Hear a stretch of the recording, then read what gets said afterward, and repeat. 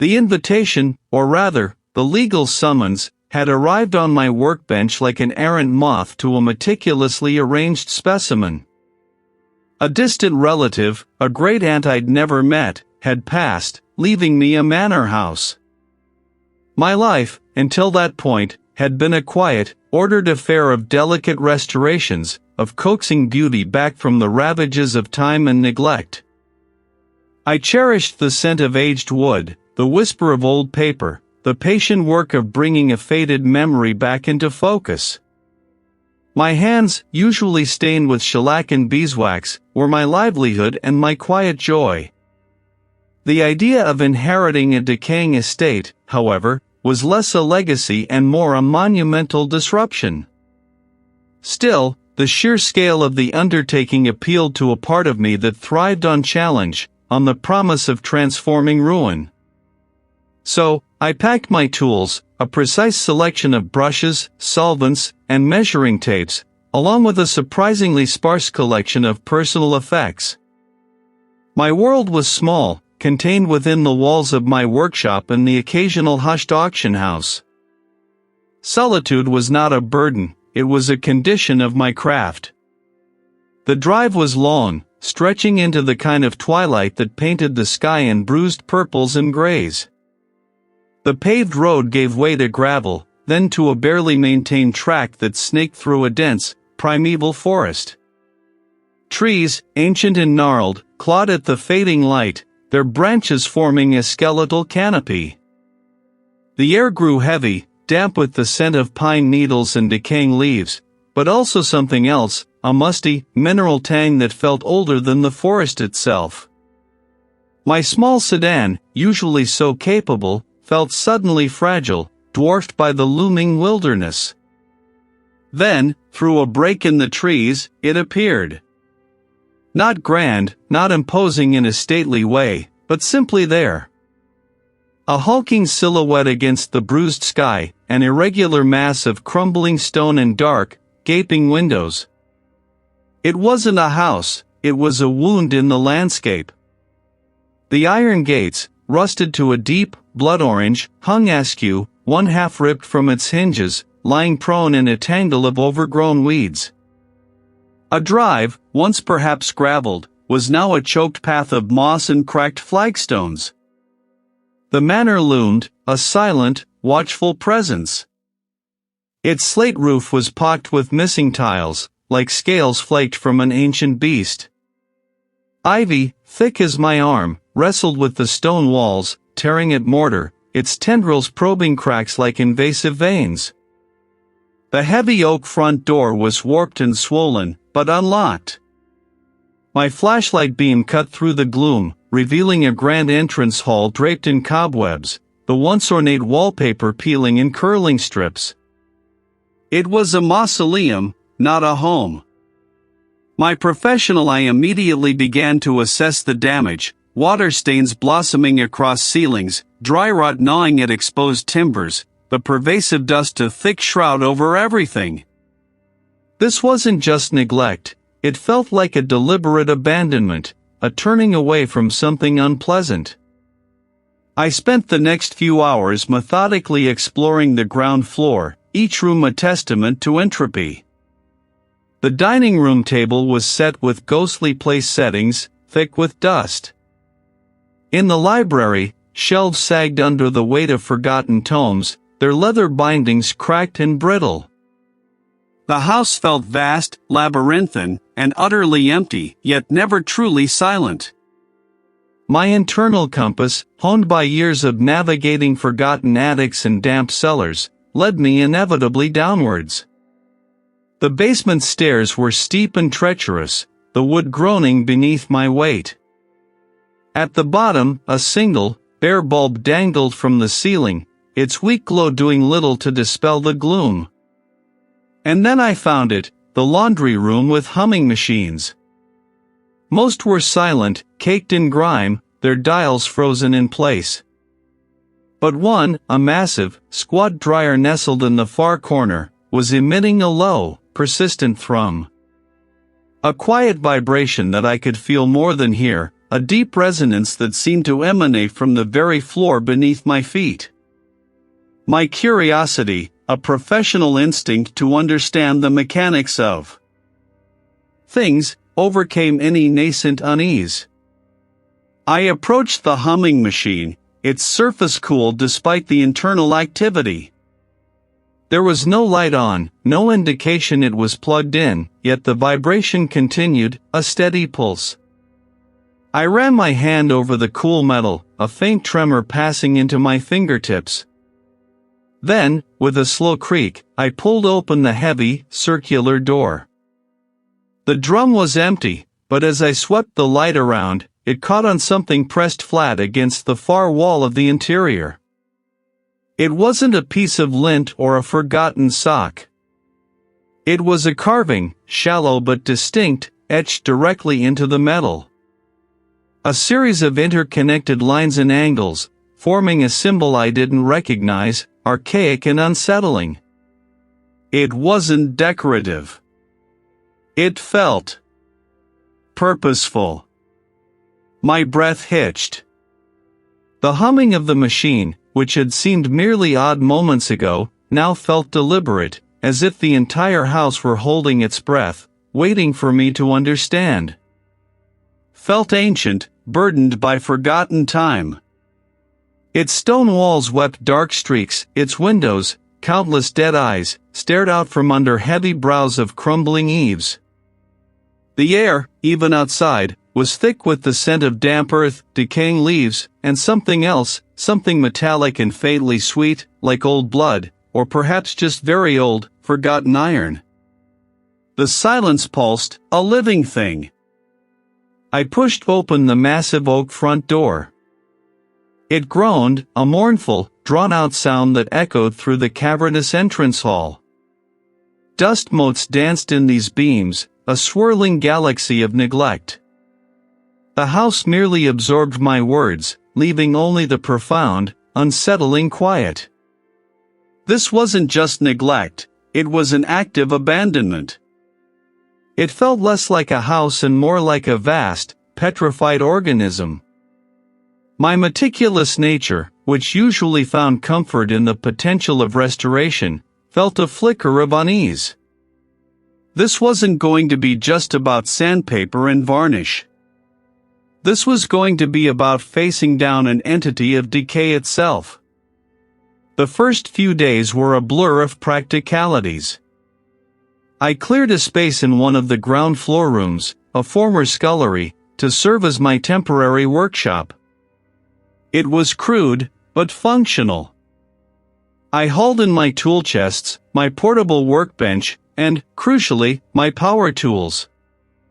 The rhythmic hum of the table saw, the whine of the sander, these were my anchors, the familiar sounds of order being imposed on chaos. I even installed heavy-duty locks and motion sensors, my own personal guards for my valuable equipment, a habit from years of working with irreplaceable antiques. I started small, tackling a particularly ornate, but severely water-damaged, writing desk in the grand study. Its dark wood was warped, its veneer peeling like sunburnt skin. As I worked, the house settled around me. Or perhaps it was just my imagination, but the creaks and groans seemed to take on a rhythm, a slow, deliberate breathing. I dismissed it as old house noises, the natural symphony of timber and stone expanding and contracting. One afternoon, I set down my favorite chisel, a finely balanced tool with a rosewood handle, on the workbench beside a can of wood filler. I turned to consult a reference book on period joinery, a thick tome I'd brought with me. When I turned back, the chisel was gone. "What the?" I muttered, scanning the bench. It wasn't there. I checked the floor, under the bench, in my tool chest. Nothing. I distinctly remembered placing it there, point facing left. My system was precise. My tools had their places. "All right, read," I told myself, rubbing my temples. You're tired. Long days, new environment. You put it down somewhere else. I spent another 10 minutes searching, growing increasingly frustrated. Then, as I reached for a different chisel, I found it. My rosewood chisel. It was lying on the workbench, exactly where I'd first placed it, point facing left, nestled beside the can of wood filler. A cold prickle ran down the manor's past wasn't neatly catalogued in a leather-bound tome, waiting for my discovery. Instead, it was a mosaic of brittle fragments, scattered like forgotten dust motes in the house's deeper recesses. I spent days sifting through yellowed newspapers stuffed into a disused writing desk, deciphering faded marginalia in the spines of forgotten books, and piecing together fractured entries from what appeared to be several different, incomplete journals. My fingers, usually so precise with delicate veneers, now brushed against paper that threatened to crumble into nothing. The stories I unearthed were never complete, never quite coherent. A recurring theme emerged, a slow, insidious erosion. There were accounts of a family, the Ashworths, who had owned the manor 3 generations before my great-aunt.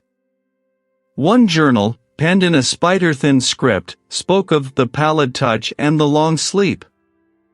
The writer, a woman named Eleanor, described a growing forgetfulness, a sense of unknowing that began with trivial things, the placement of a key, the name of a flower, and escalated to the faces of loved ones. The purpose of her own days. Her entries became disjointed, riddled with non sequiturs, until they simply ceased. Another snippet, a newspaper clipping from 1887, reported the unexplained disappearance of a local cartwright who had been employed at the manor. No body, no trace, just a terse note about peculiar circumstances and a certain reluctance among the villagers to speak of the matter. The language was veiled, hinting at something far more sinister than a simple runaway. A later clipping, decades newer, mentioned a series of nervous breakdowns suffered by the manor's subsequent proprietor, a reclusive gentleman who eventually sold the property at a significant loss, citing unbearable pressures and a constant, disquieting presence. My determination, initially fueled by a restorer's zeal for understanding history, began to curdle into something closer to dread. Each fragment I found seemed to chip away at my own composure. The manor wasn't just old, it was hungry. The dreams started subtly, whispers at the edge of sleep, then bloomed into full, vibrant nightmares. I'd be searching for something vital, something I couldn't quite name, my hands passing through translucent objects, my voice failing when I tried to call out. Sometimes, I saw figures, indistinct, shimmering like heat haze, that seemed to be made of memory, their features shifting, dissolving.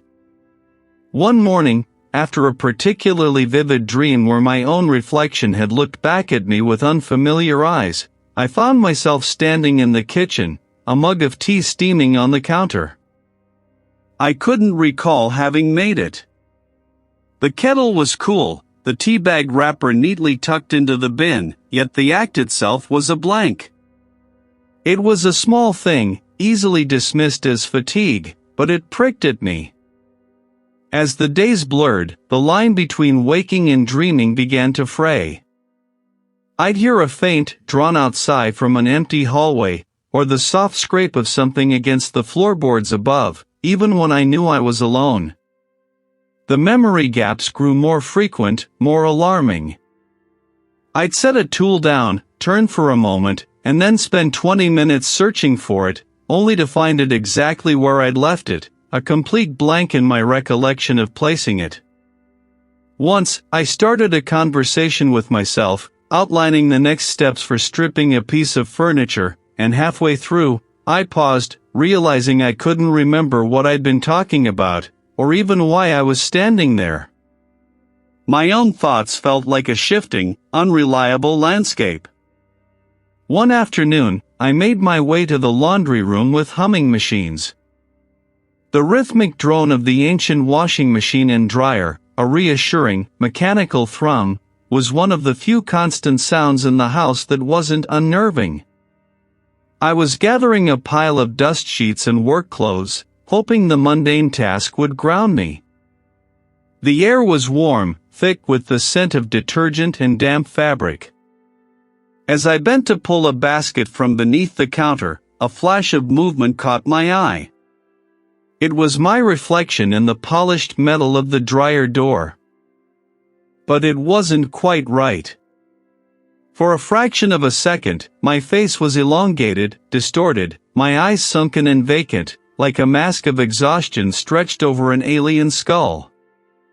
The image wavered, then snapped back to my own familiar, if tired, features. I blinked, my breath catching in my throat. It was just the warped surface, I told myself, a trick of the light, the vibrations of the machine. I tossed the clothes into the washer, the heavy thunk of the drum echoing loudly in the enclosed space. It wasn't words, not exactly, but an impression of immense age, of forgotten grief, of a terrible, slow devouring. I clutched the edge of the counter, my knuckles white. The humming machines continued their monotonous work, oblivious. Had I really heard that? Or was my mind finally beginning to unravel, echoing the fragmented histories I'd been so diligently collecting? The thought sent a fresh wave of panic through me. I was Reed. I was meticulous, rational. I restored, I didn't succumb. Yet, the foundations of my own identity felt like they were shifting beneath my feet, eroded by an unseen tide, leaving me adrift in a sea of suspicion and self-doubt. The manor's silence, once a comfort, had become a shroud, muffling the world outside and amplifying the whispers within my own head. The dreams hadn't stopped, they'd grown bolder, painting vivid, unsettling tableaus that bled into my waking hours. Faces I couldn't quite place, rooms that shifted their dimensions, a persistent, cloying scent of damp earth and something else. Something metallic and ancient. My meticulously organized schedule, the very bedrock of my life, was crumbling. I needed a distraction, something mundane, something that tethered me to the present. Laundry. The thought was a lifeline. I gathered the week's collection of dust-stained work shirts and moved towards the back wing, where I discovered a surprisingly functional utility area. The door creaked open, revealing the laundry room with humming machines. The sound was a low, rhythmic thrum, a mechanical heartbeat in the otherwise deathly quiet house. 2 industrial-sized washing machines and a dryer, relics from a bygone era but still operational, churned and tumbled with a reassuring, if monotonous, diligence. The air in here was warm, thick with the scent of detergent and damp linen, a stark contrast to the cold, musty breath of the rest of the house. I started loading a machine, the simple act of separating whites from colors a small victory against the encroaching mental fog.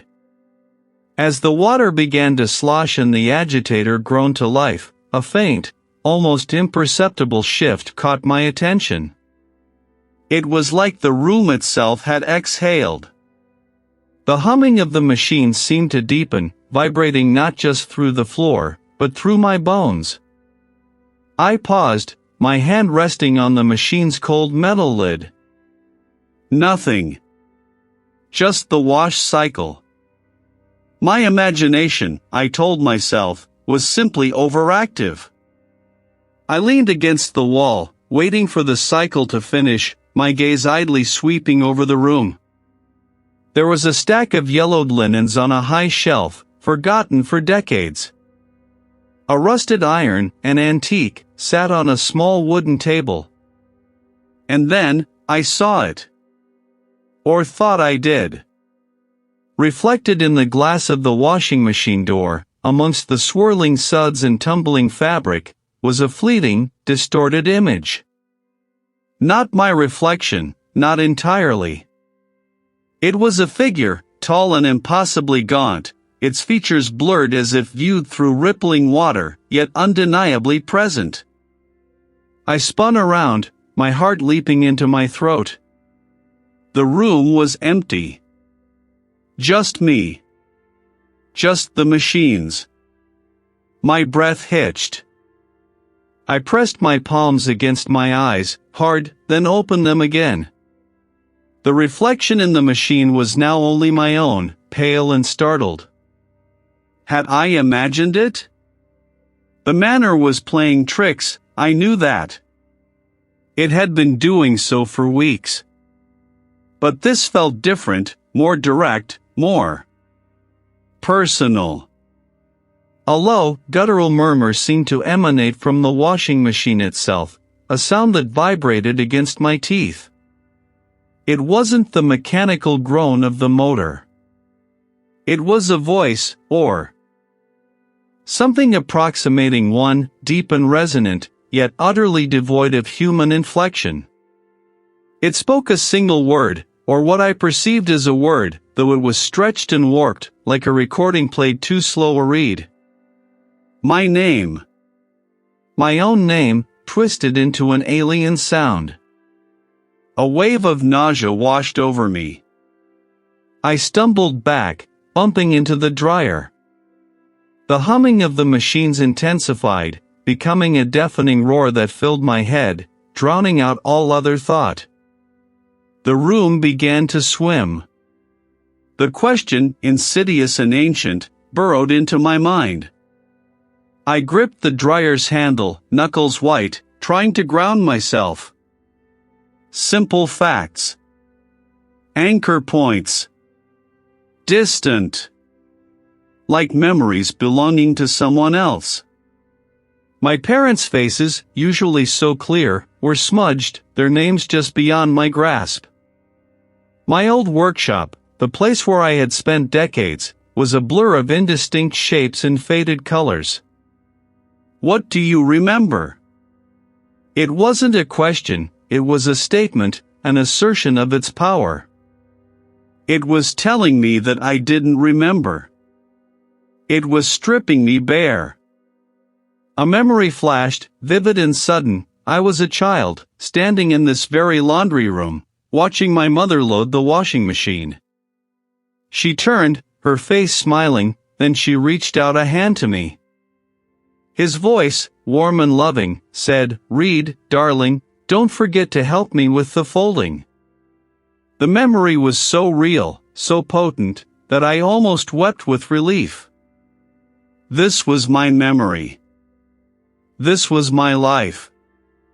Then, just as quickly, it fractured. My mother's face distorted, her eyes widening into those same bottomless pits I'd seen in the reflection. Her smile stretched, becoming a grotesque rictus. Her hand, instead of reaching for me, began to elongate, fingers twisting into skeletal talons that scraped against the glass of the washing machine. The warm, loving voice morphed into the guttural murmur, "You were never here, Reed." This wasn't just an illusion, it was an invasion. It was taking my past, twisting it, and feeding it back to me as a poison lie. My identity, my very self, was under assault. I stumbled away from the machines, tripping over my own feet, scrambling backward until my back hit the far wall. The room was still again, deceptively normal. But I was not. My breath came in ragged gasps. My hands trembled violently. My eyes were wide, bloodshot, filled with a frantic fear I barely recognized.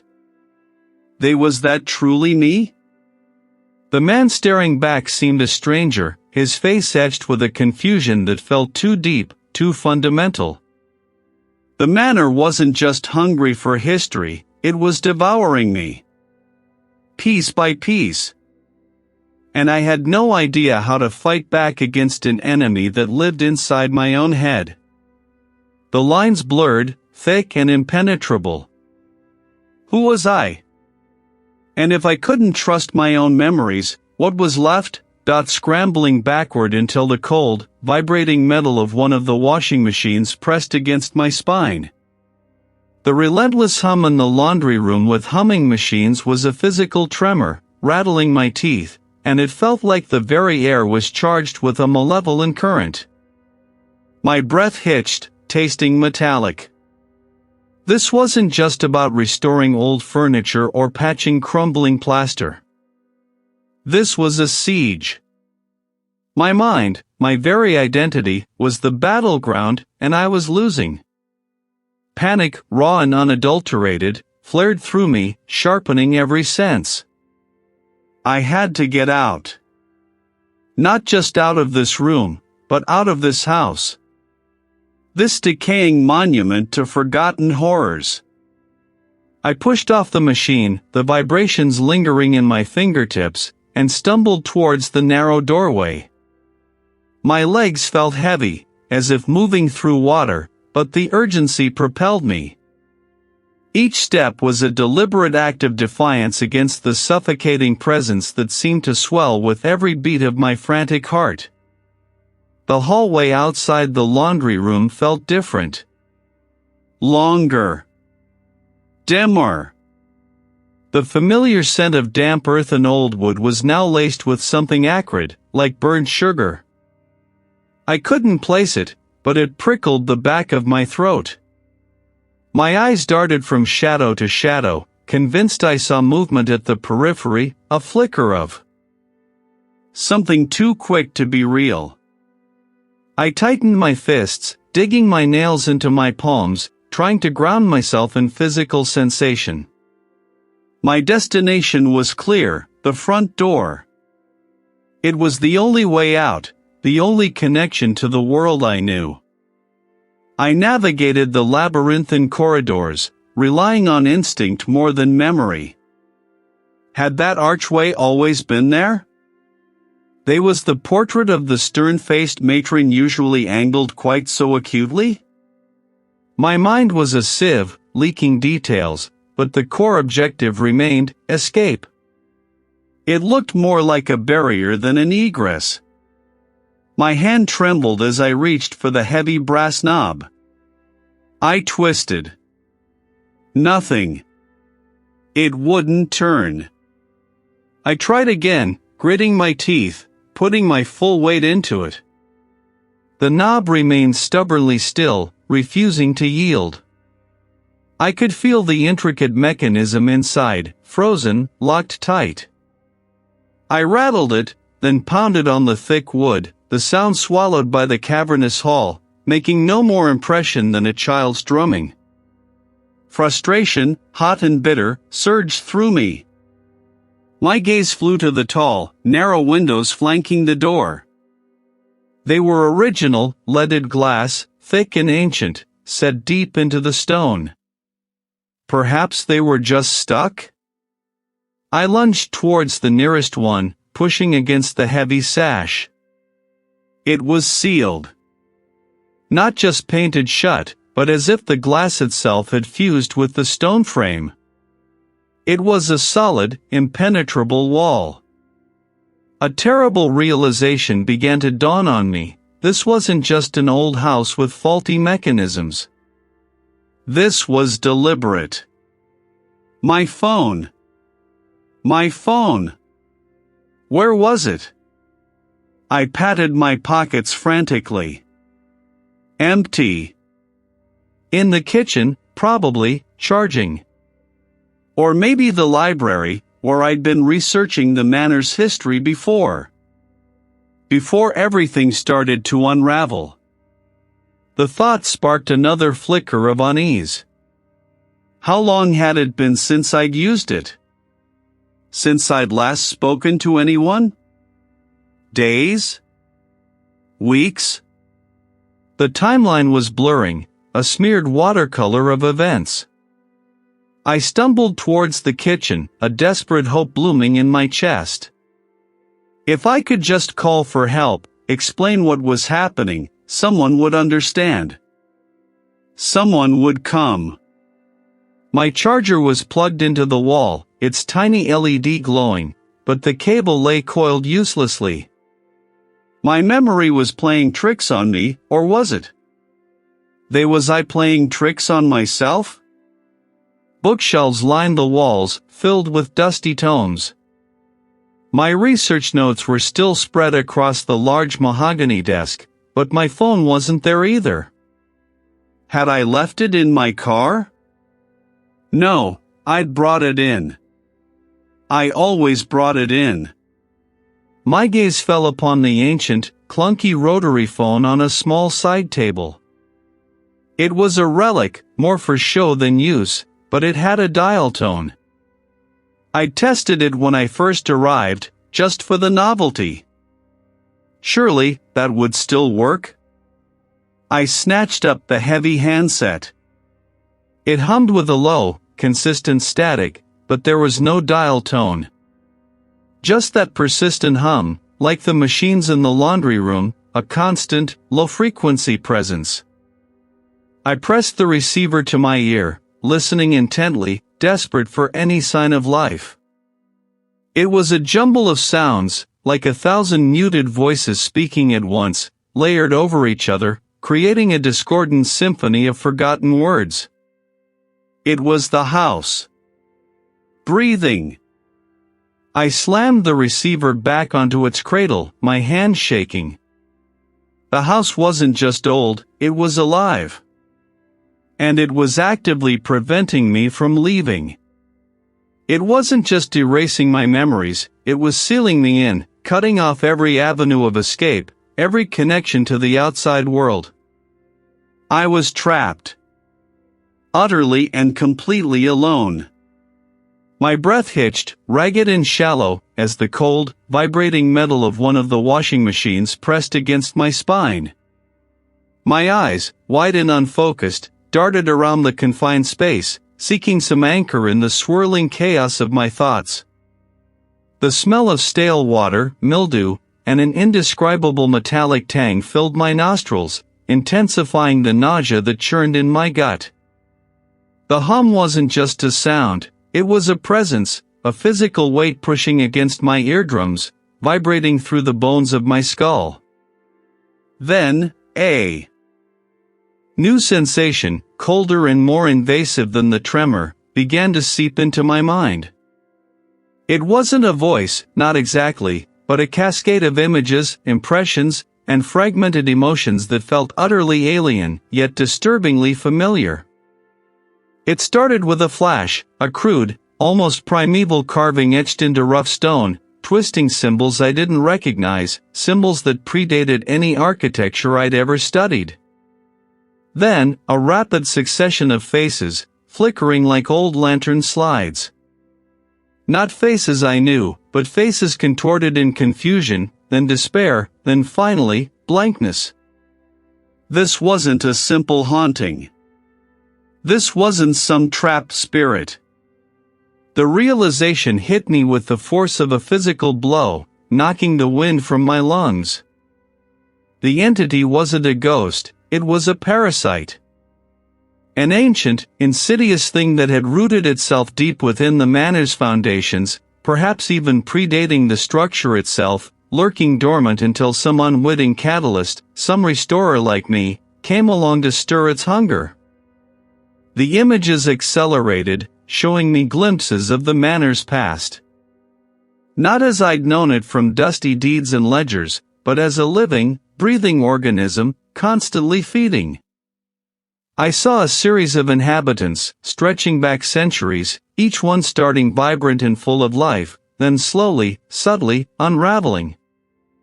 I saw a young artist, sketching furiously, her vibrant colors fading to muted tones, her hand eventually still, her canvases stark white.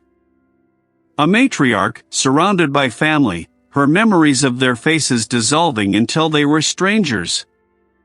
It wasn't their lives it wanted, it was their minds. Their essence. Their unique tapestry of experiences, knowledge, and self. The entity, this nameless horror, didn't crave blood or fear in the traditional sense. It craved identity. It fed on the very fabric of who someone was, slowly, meticulously stripping away memory after memory, connection after connection, until nothing remained but an empty vessel. A husk, forgotten and discarded, leaving the manor ready for its next meal. My own mind felt suddenly vulnerable, exposed. The memories I cherished, the skills I'd honed, the love I held for my craft, they felt like flickering candles in a sudden gale. The entity wasn't just showing me its nature, it was demonstrating it, subtly trying to pry open my own mental defenses, to get a taste. I recoiled, a gasp tearing from my throat, the image momentarily blurring as if someone had smudged it. The hum of the washing machine surged, a furious, triumphant roar in my ears. The air grew heavy, thick with an unseen pressure, making it hard to draw breath. This thing wasn't just ancient, it was insatiable. It wasn't just parasitic, it was predatory. And it wasn't going to be appeased with simple offerings or rituals. It wanted everything. To defeat it, or even to escape it, would mean somehow reclaiming every stolen memory, every eroded thought, and severing its ancient roots from this house without becoming another one of its empty trophies. The thought was a lead weight in my stomach. I was trapped, not just in this decaying manor, but in the crosshairs of an entity that threatened to erase me from existence, one memory at a time. My own name. Reed. An anchor against the tide that threatened to pull me under, dissolve me into the churning gray. The air here was thick with the metallic tang of old water and the ghost of forgotten detergents, a strangely sterile smell that did nothing to quell the rising panic. Each machine whirred and sloshed, a chorus of mechanical breathing that seemed to mock my fractured thoughts. I pressed harder against the cold steel, needing its brutal reality to ground me. Was this my laundry room? My mind was a kaleidoscope of shattered glass, each shard reflecting a different, distorted memory. A childhood summer, the scent of cut grass. A conversation with a colleague about a tricky restoration. Then a sudden, jarring image of a woman's face, pale and wide-eyed, a face I didn't recognize but felt a profound, aching sorrow for. Weaving its own tapestry of forgotten lives and stolen moments into the fabric of my consciousness. A horrifying, insidious invasion. This was the reveal. Not just consumption, but assimilation. It wasn't just hungry, it was an architect of identity, building a new self from the ruins of others. It was trying to become me, or rather, to make me a vessel for its own fragmented existence, a collage of all the souls it had consumed within these walls. The realization hit me with the force of a physical blow, stealing the air from my lungs. I gagged, the metallic tang in my mouth suddenly tasting like fear. If it could impose its memories, its essence, onto me, could I not, in turn, impose mine onto something else? A conduit. A trap. What did I have left? My craft. My understanding of objects, of their inherent history, their ability to hold an imprint. An antique restorer. That was Reed. That was the core, the one thread that still felt undeniably mine. My plan began to form, jagged and desperate, in the din of the laundry room. I would take an object. I would pour myself into it. Not just my memories, but the act of remembering, the will to be Reed. I would make it a beacon, a lure. And then I would try to contain it. Trap it within that object, using my own essence as the binding agent. It was a terrifying prospect. An immense personal sacrifice. To become a memory, a ghost in an object, just to ensnare another. What would be left of me? Would I even survive the process? The entity thrived on the erosion of identity, on the blurring of lines. If I offered it a concentrated, potent dose of me, a distilled essence of Reed, perhaps it would gorge itself, become oversaturated, and be bound by the very thing it sought to consume. It was a race against time, against my own dissolution. I needed to find the right object. Something robust, something with its own gravitas, its own silent story. A cabinet. A chest. Something that could hold a presence. The hum of the washing machine seemed to grow louder, more insistent, as if urging me on, or perhaps mocking my futile attempt. My jaw ached from clenching. This wasn't just about survival anymore. It was about reclaiming what was lost, about stopping this insidious thing from consuming anyone else. Even if it meant becoming the final, most exquisite meal. I pushed myself off the cold metal, my legs feeling like brittle sticks. Each step was a deliberate act of will. The laundry room, with its relentless, mechanical thrum, had become my forge. I had hammered out a weapon, a shield, from the fragments of my own unraveling mind. My hands, despite their tremor, were steady enough to grip the small, tarnished silver locket I held. This was it. The plan. The entity had been stripping me piece by piece, an insidious thief of self. I'd felt my memories fraying at the edges, my sense of who Reed was dissolving like sugar in hot tea. But I was an antique restorer. My entire life was about reclaiming what was lost, bringing clarity to what was obscured. I wouldn't let myself be another forgotten relic. I had chosen the locket for a reason. It wasn't from the manor, it was mine. A gift from my grandmother, a simple piece I'd always meant to restore, but never quite got around to. It represented not just a memory, but an unfinished task, a future intention, a piece of my continuity. And the laundry room with humming machines? It was a place of sensory chaos, perfect for a battle of focus. I pulled a small velvet pouch from my pocket, spilling out my miniature tools, a set of jeweler's files, a polishing cloth, a tiny brush. My fingers, accustomed to precision, moved instinctively, even as the room began to warp.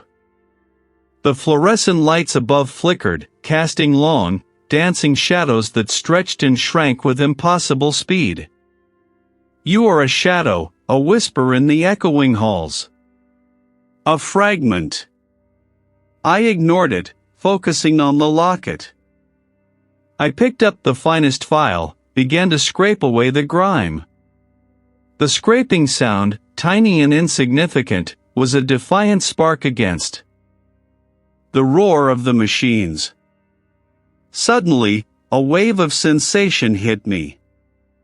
I was standing in my childhood home, not in the laundry room with humming machines. The scent of my mother's baking, the worn rug under my bare feet. A memory, vivid and comforting. But then, the faces in the framed photographs on the wall began to melt, their features running like wax. My mother's smile stretched into a rictus of horror, my father's eyes became empty pits. No, I muttered, my voice barely audible over the internal din. That's not right. That's not my memory. I forced my gaze back to the locket, to the stubborn tarnish clinging to its surface. This was real. This was tangible. The entity pressed harder. A vast, empty warehouse, echoing with the clatter of unseen machinery. I was surrounded by towering shelves of nameless, identical boxes. I reached for one, and it crumbled to dust. Each box, I somehow knew, was a forgotten life, an identity erased. It wasn't just about my memories, it was about all memories. It had been doing this for centuries, perhaps millennia, a parasitic librarian of oblivion, archiving the absence of identity. It fed on the lack of self, growing stronger with each erased soul. The manor was its library, its hunting ground, the laundry room with humming machines its processing chamber. My hands trembled violently now, but I refused to stop. Circular motions, slow and deliberate. With each pass, the silver began to gleam, a tiny patch of light in the overwhelming gloom. The entity retaliated with a final, desperate assault. My vision blurred, not with false memories, but with a complete absence of them. I saw nothing. I remembered nothing. My craft, my passion, my home, all of it was gone. There was only the unbearable, deafening hum of the laundry room with humming machines, a sound without meaning, without source. But deep, deep down, a spark remained. A stubborn, defiant ember. Even without memories, without a name, I was here. I was experiencing. I was resisting. I focused on the sensation of the polishing cloth against the locket. The faint friction, the subtle warmth of the metal responding to my touch. It wasn't a memory, it was a present action. It was my action. It was me. I remembered the curve of the locket, the intricate, almost invisible engraving I'd found beneath the tarnish, a tiny, stylized compass rose. It was my locket. I had chosen it. I was restoring it. The light in the laundry room with humming machines flickered wildly, the humming machines groaned, their vibrations shaking the floor, threatening to throw me off balance. I could feel the entity's frantic thrashing, its surprise at my defiance. It wanted to consume, not to be defied. I kept polishing. The silver shone brighter and brighter, reflecting the frantic, strobing lights. It was a beacon, a small, defiant mirror reflecting me back to myself. I wasn't a fragment. I was Reed, the restorer. And I was not forgotten. The humming began to recede, slowly, painfully, like a tide pulling back from the shore. The laundry room with humming machines still thrummed, but it was just machinery now, not a roaring beast. I clutched the locket, its silver gleaming, the tiny compass rose now perfectly clear. I had won this round. The battle for self had only just begun. The air in the grand hall was thick, not with dust, but with a palpable silence. It wasn't just the absence of sound, it was an absence of presence, a vacuum where something immense had once resided, now suddenly pulled away. My hands, still trembling, clutched at nothing. I remembered reaching, straining, pushing, but for what? Against what? The details were a blur, a frantic kaleidoscope of fractured images, swirling shadows, the taste of ash on my tongue, a sound like tearing parchment that echoed not in my ears, but in the hollow space behind my eyes. I had done something. I was sure of it. Lighter. Not gone, not entirely, but receded, like a tide pulling back from a ravaged shore. My name. Reed. I repeated it, a mantra, a tether to a self I felt. Slipping through my fingers like fine sand. I was Reed, the restorer. I loved the scent of aged wood, the delicate work of bringing forgotten beauty back to life. Did I? The conviction wavered. I thought I did. The memories of specific projects, the satisfaction of a perfectly mended dovetail joint, they were there, but they felt second-hand. Like stories I'd been told about myself, rather than experiences I had lived. The entity. It had fed on the absence of self. And I, in my desperate attempt to sever its tendrils, had perhaps offered it the grandest feast of all, the absence of my own self. It hadn't just taken memories, it had taken the framework that held them. I stumbled through the echoing halls, each step a dull thud against the bare floorboards. The manor, stripped of its malevolent resident, felt less like a predator and more like a tomb. A quiet, forgotten place. My eyes drifted over familiar details, the carved newel post, the faded tapestry, and a strange phenomenon occurred. I saw them, recognized them, but the accompanying rush of context, the story of how I had come to know them, the history of my interaction with them, was gone. It was like looking at a beautifully catalogued library where every single book was blank. My head throbbed, a dull, persistent ache that mirrored the emptiness in my chest. I needed something. Routine. The mundane. A way to prove to myself that the world still existed, that I still existed within it. I found myself descending the narrow, creaking back stairs, my hand sliding along the grimy banister. The smell of damp stone and stale air grew stronger. My destination was not a conscious choice, but an instinct, a muscle memory pulling me towards a place of quiet, mechanical purpose. And then I was there, the laundry room with humming machines. I leaned against one of the heavy, cast-iron machines, the vibrations rattling through my bones, a tangible anchor in a world that felt increasingly ethereal. I stared at a pile of clothes, neatly folded, waiting to be put away. Whose clothes were these? Mine, presumably. The faded denim, the worn cotton shirt. I picked up a sock, gray and slightly stretched at the ankle. It felt familiar, but the act of putting it on, the memory of selecting it from a drawer, was a blank. This was the reveal, I realized with a fresh wave of nausea. The entity didn't just erase. It didn't just take.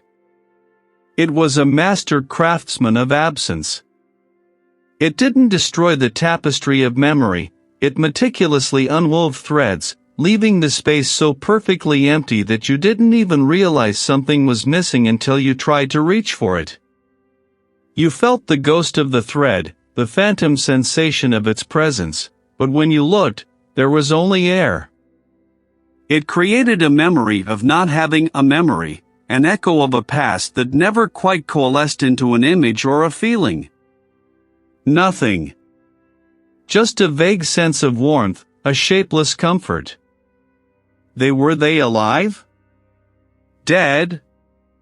The question hung in the air, unanswered, unstirring any emotion. It was as if I was reading about a character in a book, not remembering my own history. My reflection in the small, grimy window above the sink startled me.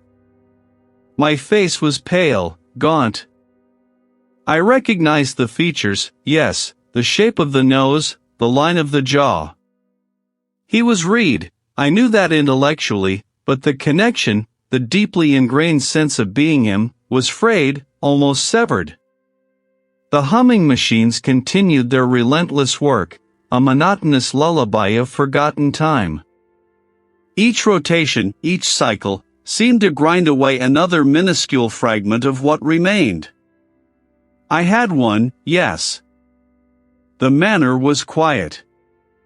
The entity, perhaps, was banished, or starved, or trapped in some nether region.